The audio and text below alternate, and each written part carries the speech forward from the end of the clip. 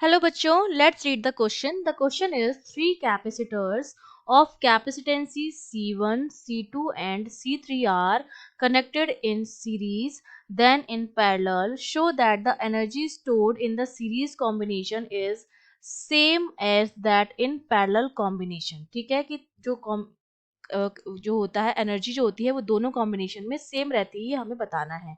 तो देखिए इसका की कॉन्सेप्ट जो हमारा रहेगा, हम जानते हैं कि अगर हमारे कैपेसिटर सीरीज में कनेक्टेड है तो हम इक्विवेलेंट कैसे निकालते हैं, 1/C equivalent equals to 1/C1 plus 1/C2 plus dash dash.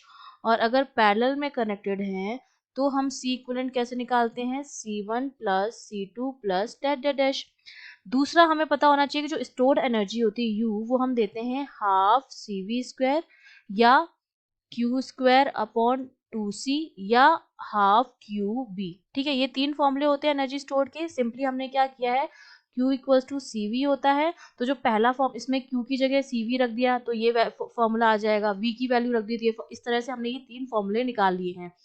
अगर मैं ये वाला फॉर्मूला देखूं हाफ QV वाला, तो इस फॉर्मूले से मुझे ये पता चल रहा है कि जो स्टोर्ड एनर्जी है वो डिपेंड नहीं कर रही है C पर। ठीक है, नॉट डिपेंड ऑन C। तो जब C पर डिपेंड ही नहीं कर रही है तो चाहे हम सीरीज में जोड़ें या पैरेलल में जोड़ें, हमारी स्टोर्ड एनर्जी जो आएगी वो क्या आएगी, सेम आएगी। तो यही कॉन्सेप्ट हम यूज करेंगे इसको सॉल्व करने के लिए। सबसे पहले हमने मान लिया कि हमने सीरीज में जोड़ा है तीन कैपेसिटर को, ये C1 है, ये C2 है और ये C3 है। और इस तरह से मैंने उसको कनेक्ट कर दिया है। ये V वोल्टेज है, प्लस माइनस ये C1, ये C2 और ये C3। और सीरीज में जो Q होता है वो आपका क्या रहता है, सेम रहता है, और V जो होता है वो डिवाइड होता है। तो इसके अक्रॉस मैंने मान लिया है V1 है, इसके अक्रॉस V2 है और इसके अक्रॉस V3 है। तो पहले तो 1/C इक्विवेलेंट हमारा आ जाएगा 1/C1 plus 1/C2 plus 1/C3। ये तो C इक्विवेलेंट आ गया है।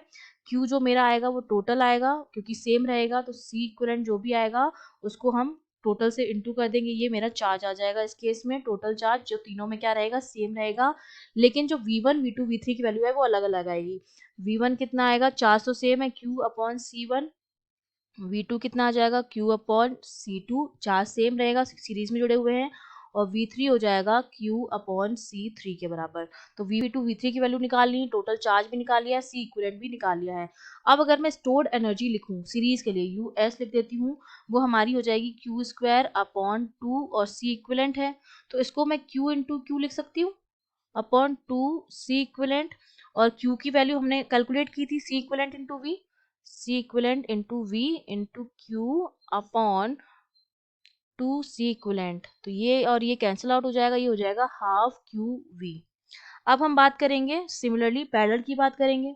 तो पैरेलल कॉम्बिनेशन में हमने मान लिया कि हमारे जो जुड़े हुए थे वो इस तरह से थे। ये सेकंड केस हो गया, इसमें पैरेलल में थे, C1 हो गया, C2 हो गया और ये मेरा C3 हो गया। ठीक है, ये C1 हो गया, ये C2 हो गया, ये C3 हो गया और इसको मैंने बैटरी से कनेक्ट कर रखा है V वोल्टेज की। अब हम जानते हैं कि ये पैरेलल है और पैरेलल में जो V होता है वो क्या रहता है, सेम रहता है, और Q जो होता है वो क्या होता है, डिवाइड होता है। तो ये जो C1 लिखा हुआ है मैंने यहाँ पर, इस पर भी कितना आएगा, जो पोटेंशियल आएगा वो कितना रहेगा हमारे पास, इस पर भी C1 था ये मेरा, इस पर भी पोटेंशियल V आएगा, इस पर भी पोटेंशियल V आएगा और इस पर भी पोटेंशियल क्या आएगा, V आएगा। लेकिन चार्ज जो होगा वो डिवाइड हो जाएगा। इस पर हमने मान लिया चार्ज होगा Q1 होगा, इस पर Q2 होगा चार्ज और इस पर हमने मान लिया Q3 चार्ज होगा। टोटल चार्ज जो है वो Q जा रहा होगा और ये टोटल चार्ज तीन पार्ट्स में डिवाइड हो गया है। ठीक है, तो नेट चार्ज जो हम Q निकालेंगे वो तो यहाँ पर भी कितना आएगा, C इक्विवेलेंट इंटू V के बराबर ही आएगा।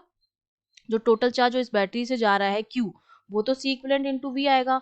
और पैरेलल के लिए जो C इक्विवेलेंट आता है वो कितना आता है, C1 plus C2 plus C3। Direct add करते हैं हम C इक्विवेलेंट के लिए।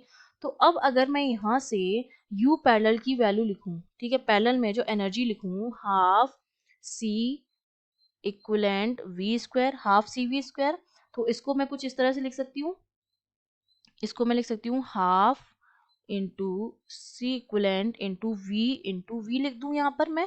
और C इक्विवेलेंट इंटू V जो होता है वो मेरा क्या होता है, Q होता है, मैंने यहाँ पर निकाला है। तो U पैरेलल में जो एनर्जी आ जाएगी वो हो जाएगी हाफ क्यू वी के बराबर।